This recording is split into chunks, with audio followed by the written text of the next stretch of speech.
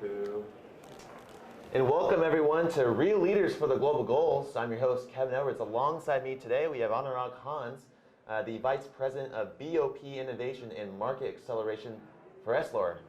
Anurag, thanks for being with us today. Thank you. Thanks for having me. So, what brings you specifically to business call to action, and why are the goals so important to Essilor? Where are they?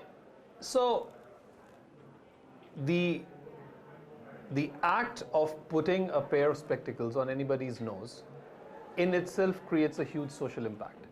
And we are the largest private sector company in this space of lenses.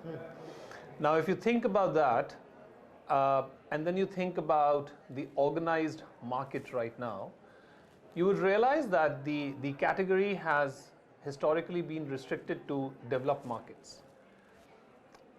About 10 years back, we tried to understand, okay, beyond the developed markets, what is this need? Is this need, existing in other markets as well, developing markets, BOP, context, etc. And we were stunned by the findings. So the findings were that 1 out of 3 people have poor eyesight, but they don't have access to a simple pair of spectacles. So because of that, since we are a really strongly mission-driven company, and our mission is improving lives by improving sight, we are committed to making sure that that's true for everybody and not just for consumers like you and me.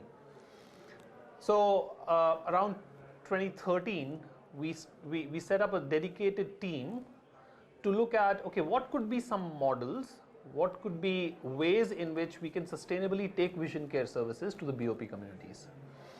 And that's where our journey in inclusive business started. BCTA has been a good platform for us because we believe that business can be a force for good, and that by pursuing inclusive business opportunities, we are fulfilling both our responsibility as the leader in this category and also pursuing a business opportunity where we're trying to sow seeds for future growth. We are fortunate that our core category in itself has a wide range of socioeconomic impacts. In fact, we believe that our core business has an impact on 13 of the SDGs.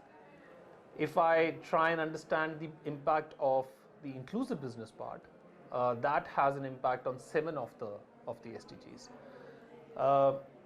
We are also very proud of and very cognizant of our responsibility towards each of these SDGs.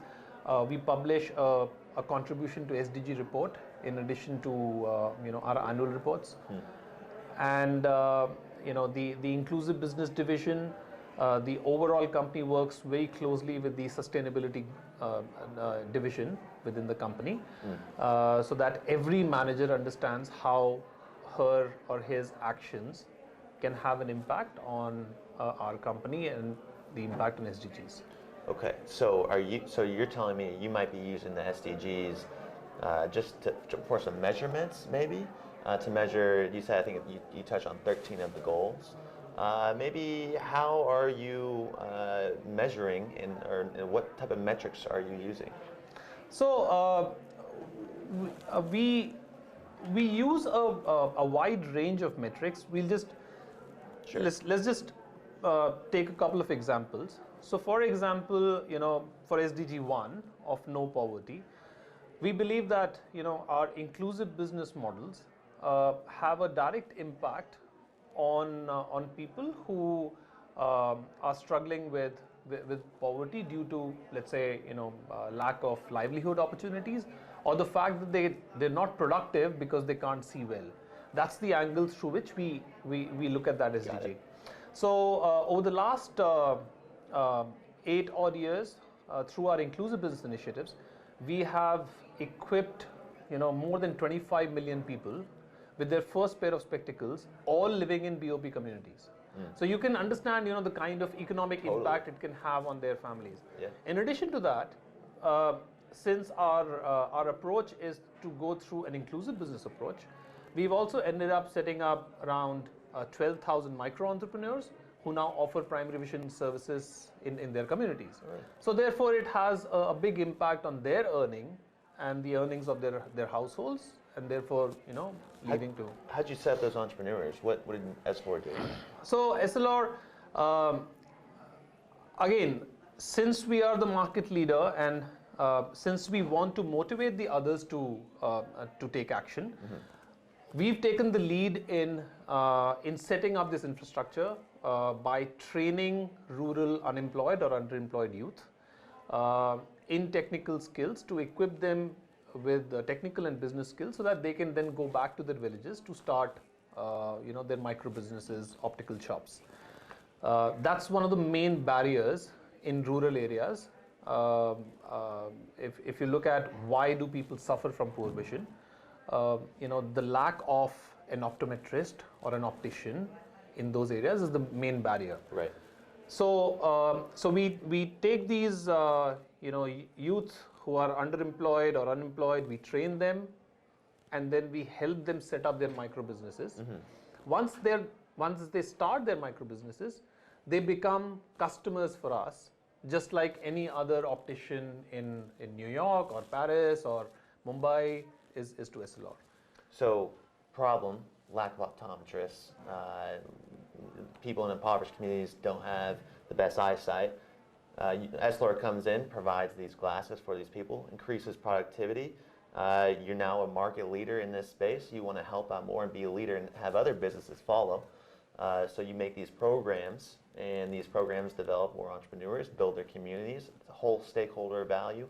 What's the vision now? So you got all these things in place. What would you like to see, or your company like to see in years to come? The vision is pretty straightforward.